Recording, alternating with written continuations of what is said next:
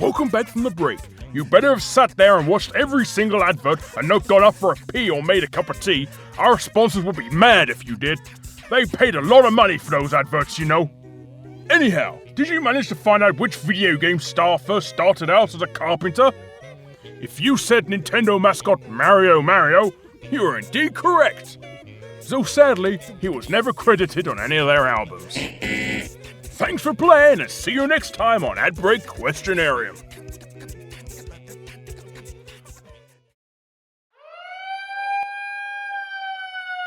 Warning! The following final 5 entries in our top 10 rip-offs were so plagiarizing that they ended up in lawsuits with courts and men in funny wigs and hammers and stuff. Viewer discretion is advised. Not really sure why this is not really offensive, but it's interesting to know nonetheless. Please move on.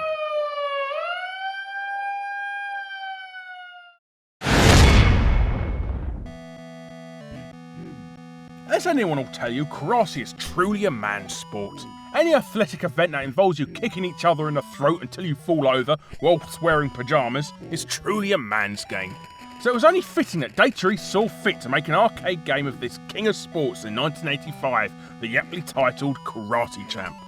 Whilst pretty much taken for granted now, a one-on-one fighting game was unique and refreshing to our young mid-80s minds and caused quite a stir, using 2 joysticks to perform all manner of punches and kicks. Well, 8, as they didn't really use analog sticks in those days.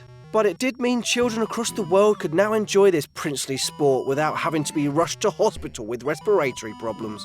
They just suffered from carpal tunnel instead. So who ripped off this pyjama punch-out you hear you cry? Well, this rip-off nominee goes to System 3's International Karate, or IK as it's more commonly known. Created by Archer McLean, who created other classics such as Jimmy White's Snooker, Archer McLean's Mercury and McLean's Toothpaste, the game let you battle against one other opponent. I thought it was 2 opponents. No, that was a sequel, IK+. Ah. But as you heard from the guy on the warning screen earlier, this rip-off ended in a lawsuit. So who better to tell you than everyone's favourite video game lawyer? No, not Jack Thompson, but Phoenix Wright. Are you there, Phoenix? Hey, yes, I'm here, but I can't talk for long. I got a libel case against a moppet for saying playing violent video games can give you anal warts starting in 10 minutes. Okay. Well, can you tell us what happened with the Karate Champ lawsuit between Data East and System 3? Let me remember. Yes. Well, Data East initially won the case and managed to get all copies removed from shelves, only for System 3 to appeal in a higher court and have the ruling overturned, with the judge ruling you can't sue a game for being like another, otherwise publishers would be consistently suing each other left, right, and center. Left, right, and centre. Wow, you're a real freaking comedian, aren't you? I was just making a joke, you idiot. Idiot? That's slander, sir. I can take. Whoa! Whoa! I don't like this guy, Larry. We could have had It's My Yard doing this bit for a 5 or less. But we had him killed off. Killed off? This sounds like a case for fit. We didn't kill anyone! It was Dr. Ashen. Karate Champ and IK come in at number 5. You need to watch your mouth, Larry. You don't know who might be listening.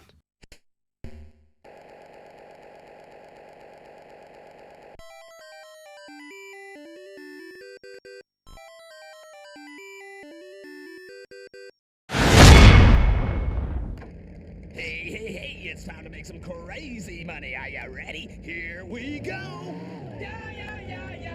If Sega taught us only one thing with Crazy Taxi, it was that taxi drivers weren't just late middle-aged men or immigrants overcharging us for fares and annoying us with banter about some third-rate celebrity they had in the back of their cab several months earlier, but taxi drivers were in fact all Californian surfers determined to get us to our destination no matter what the cost or loss of life.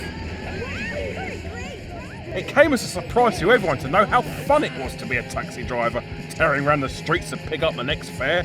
So it's a wonder why they always mope around looking miserable. The game was even a killer app on their short-lived Dreamcast console, making it live for all, at least another 3 weeks. Not forgetting its not very good sequel, and better, but not quite as good Xbox release to round up the trilogy. So it's that time again. Who could have had the audacity to knock off such a great Sega game? Why, that had to be the Simpsons Road Rage for the PS2, GameCube and Xbox. A game based on the antics of the hilarious Simpsons cartoon series. Well, the first 9 series anyway. It's really gone downhill since then. Yep, you played as several members of the Simpsons cast who all must rally round Springfield collecting fares as Mr. Burns has bought all the public transportation in the town for some unknown reason. That dastardly scoundrel. But it's time again to find out what sort of court order came about because of this heathenous copying crime. So let's bring back Phoenix Wright to tell us the outcome of the case. Oh, don't ask him on again, Larry. Well, it was such an open and shut case. In 2003, Sega filed a patent infringement lawsuit, but it never actually reached court. Sega, Fox Interactive, and EA reached an out-of-court settlement instead for an undisclosed amount of money, and everybody toddled off happy as can be. Apart from Sega, who never made any more new Crazy Taxi games for some reason. I could have said what he said, Larry. Look, it's all written in the script. But it sounds better coming from a lawyer. Lawyer? Phoenix Wright is just a pixelated sprite. A fictional character that doesn't exist in real life. I'll have you know, saying I'm just an image is a defamation of character. I could have you for slander. Libel, actually, as it's written here in the script. Don't get smart with me, boy! Boy? Now who's insinuating defamation of character? Please guys, we've got another 3 to go. Although the Simpsons Road Rage was generally a clone with a license slapped on, as most rip-offs are, it did also include a pretty awesome, innovative even, 2-player mode, which no Crazy Taxi had until the PSP version was released in 2007. But who owns one of them, eh? But the Simpsons Road Race Taxi's in at number 4. I really hate that, right? That was a superb trip. Come on, while we're young. Today's honourable mentions first of all goes to Seymour, an egg slug potato sort of thing. I don't know what he is. That is basically a complete rip-off of Codemaster's classic Dizzy series. Though it doesn't make the list, as Seymour and Dizzy are made by the exact same company. Though why you'd want to rip off your own property, I've no idea. And our second honourable mention goes to the PS2 and PC FPS classic Red Faction, which is an utter clone of the original Half-Life. Red Faction is an overlooked classic and we highly recommend you go check it out. We really only mention it here because we've not had our compulsory Half-Life mention here yet this episode, and we need to fill our quota. Would you like a lollipop? No! When Super Mario Bros. Was first released, not one person said, this is a bit of a Pitfall rip-off, really. So this nomination is about Super Mario ripping off Pitfall? No, I just felt like putting it out. But Super Mario Bros. Was the game that helped Nintendo get a foothold in the console market. At least in the US, anyway. Sega would trounce them over here. It brought so many things to the table that we take for granted nowadays, like huge scrolling levels to explore. It was extremely challenging, and it even had secret level warps. All whilst playing as an overweight immigrant whose day job is sticking his hand down a bog picking out poo. Yeah, Nintendo never really did capitalise on that side of the Mario franchise, did they? Well, I'm sure the concept of being constantly rescuing a 2-timing princess who sleeps with a dinosaur with ginger hair was much more appealing. So, Mr. Bundy, if it's not Mario that's the nominee, what exactly is it, sir? Well, our third position goes to the Great Giana Sisters. Now, in all fairness, the Great Giana Sisters was a pretty good game. But that's because it was pretty much a pixel-for-pixel clone of Super Mario. Well, they did replace the Goombas with owls. So by your definition, swapping a walking mushroom with a nocturnal flying predator makes it an original game? Well, no, but... Look, Mr. Locke, we all know the reason you're standing up for Mr. Mario Mario is because of your recent harassment of said plumber and his court order against you. Look, I've got the video here as proof. Where did you get that from? Larry put it on X-League's web TV. Oh, well done, Larry. Okay then, Mr. Wright. It's obvious that the Great Giana Systems was a cash-in on the Mario craze, or at least a way to get the game onto non-Nintendo systems. But do tell us what came about it. Simple. It's a textbook case, so I know it off by heart. Within days of Rainbow Arts releasing the game, Nintendo put an injunction on the title, forcing the company to remove the game from shelves and even cancelling the Spectrum port due for release a month later. Though, USA Gold in the UK thought it was funny to re-release the game anyway, advertising it as, The Brothers Are History. Haha, funny. Funny, until they felt the wrath of the almighty Nintendo lawyer anyway. Though ironically, because of the injunction, the game gained a cult following in the underground black market and is now the second most pirated title in video game history. Also, finding a box retail copy of the Great Giana Sisters is one of gaming's holy grails. In fact, you're more likely to actually find the Holy Grail itself, as a box copy is so rare. And after all that interesting irony, the Dookie Divers clone makes it in at number 3. Oh, before we move on, I've got to show you this really freaky picture of Mario on a pirated Famicom cart. I know they're trying to avoid copyright infringement, but boy, they didn't have to make him look like my freaky uncle that I've had a restraining order against since I was a kid. But I'd rather not talk about that. Painful memories. Painful. Shut up!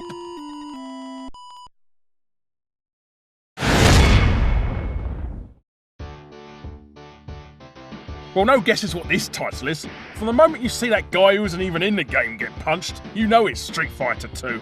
What? I thought it was Lemmings. Oh, hang on. If this is about a Street Fighter rip-off, you're going to hark on about Mortal Kombat now, aren't you? Nope. Although Mortal Kombat stole a lot of Street Fighter thunder in the early 90s, you could never consider it a clone. I mean, you never saw Ryu rip out somebody's spinal cord and stick out their bottom now, did you? You never saw that in Mortal Kombat, though, either. Look, I'm just trying to go for some surrealist comedy here. It doesn't work for the Mighty Boosh, and it doesn't work for you. Now get on with it and tell us about the rip-off. Okay, it's Fighter's history. What the hell is Fighter's history when it's at home? Well, it's pretty much a clone-for-clone copy of Street Fighter. I mean, look at some of these characters. Tell me that's not supposed to be Chun-Li. Oh, well, look at this. You pull off Hadokens exactly the same way as you do in Street Fighter. What are the chances in that? But the early 90s were plagued by Street Fighter rip-offs. SNK pretty much made their business constantly shoving out knockoffs. Indeed, but they were just different enough to avoid a Capcom lawsuit hammer, unlike Fighter's history. Take it away, Phoenix. Well, Capcom took data east to court, claiming 8 of the 9 characters in the fighter's history were direct copies of theirs, which at first glance is pretty clear to see and seems like a pretty much open and closed copyright infringement case. Unfortunately, it never occurred to Capcom that they had in fact based theirs on characters from Japanese and Chinese cultural mythology, and is therefore copyright free, so anyone could create characters from them. Thus, it got thrown out of the court, and Data East could continue making sequels to their below-average beat-em-up, despite the fact that it was blatantly influenced by Street Fighter 2. Thank you, Phoenix. Don't keep asking him on, Larry. He's a goit. Who the hell are you calling a goy? You face. Guys, please! Despite being an all-out clone of Street Fighter 2, you still see echoes of this game. In fact, SNK Playmore are including several of the characters in their new title, King of Fighters Maximum Impact Regulation A. But that's a mobile phone game. A fitting end for the series. We've already done that joke. Stealing jokes, eh? There's a lawsuit to be had there. Will you just shut up? Quite ironic to see Data East at the other end of a lawsuit for copying a fighting game. What with their earlier case against international karate. Oh, hell, they'll never learn. And so Fighter's history KOs its way into second place.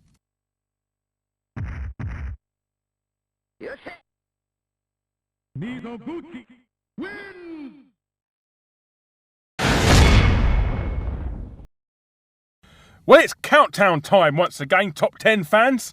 I've not got any lines that hilariously pretend that we've not got enough footage this time, so let's just get on with it. Time-travelling duck bum fun with Socket ripping off Sonic at number 10.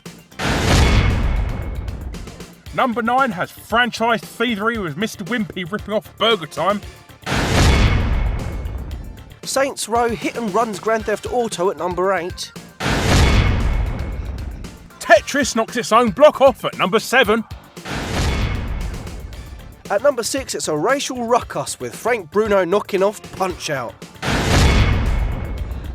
Everybody was caught room fighting, with international karate chopping the way of karate at number 5. Number 4, Let's go make some crazy lawsuit money. with The Simpsons ripping off Crazy Taxi.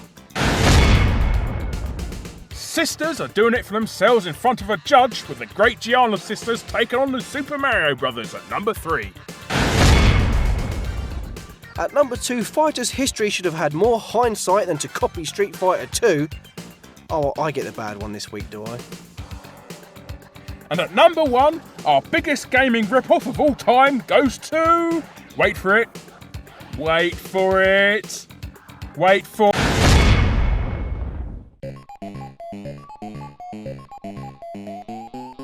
Our number 1 nominee goes to a rip-off whose lawsuit not only destroyed 2 entire consoles, but had the added irony of being brought on by a company not only didn't own the rights to the game, but their eventual port wouldn't be released for another year.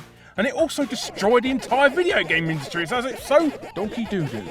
Well, no need to tell you what this game is. It's one of the most iconic video games of all time, partially creating the video game industry today, but also made the dreams of millions of teenage boys come true, giving them the ability to travel around a maze while taking performance-enhancing substances and eating ghosts. So who would have the nerve to defy the might of Pac-Man, we hear you ask? Well, it's Casey Munchkin for the Philips Magnavox Odyssey 2. Ah, the Magnavox Odyssey 2, the updated machine of the Magnavox Odyssey, renowned for being the first ever games console. Indeed, the very... Hang on, how did you know that? You wrote it here in the script. So I did. Anyhow, you'd think a copyright infringement lawsuit would be brought on by Namco, the original creators of the game, wouldn't you? Yeah, But bizarrely not. They either couldn't be bothered to sue Philips, or they are too busy suing Midway over their own copyright lawsuit with Ms. Pac-Man, which is actually a hack of Pac-Man and was never a sequel. Casey Munchkin, Larry? Oh, sorry. The lawsuit was brought on by Atari, who had just licensed Pac-Man for their own console, the Atari VCS. But Atari's Pac-Man wasn't out for another year. Exactly. Atari was so scared that their main competitor would have the lead on one of the biggest grossing games in history, they tried everything to take them to court. And since KC Munchkin was different enough to avoid copyright infringement, they went for a look and feel case instead. Oh, that old chestnut. Yeah, it didn't work for them though, as they actually lost the lawsuit. But Atari appealed against the decision and won, thus forcing Philips to remove all copies of KC Munchkin off the shelves and giving them all profits of the title and almost destroying the Odyssey 2 in the process. Yes, so thank you, Phoenix.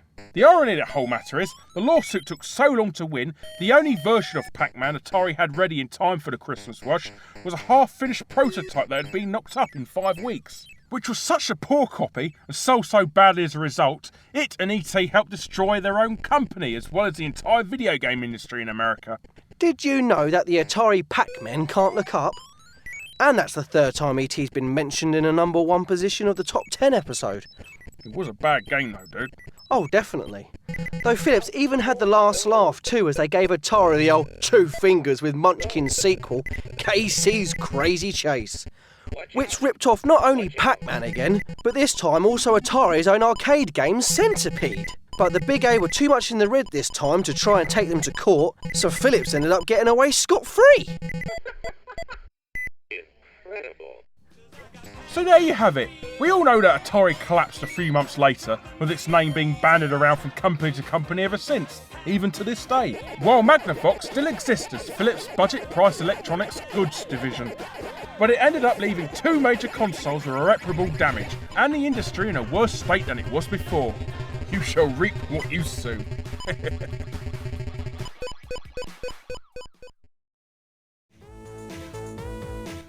Wow, we keep having Atari games at number 1. Only a matter of time before we could find an excuse to rag on Driver 3, dude.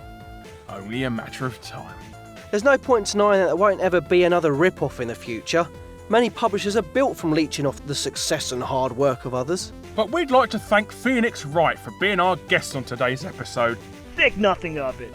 Now about the appearance fee you promised? Yeah, about that. You get nothing right.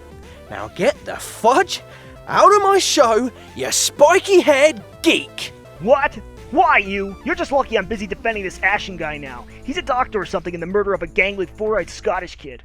Ah, here he is now. Hello. What are you doing with that meat cleaver?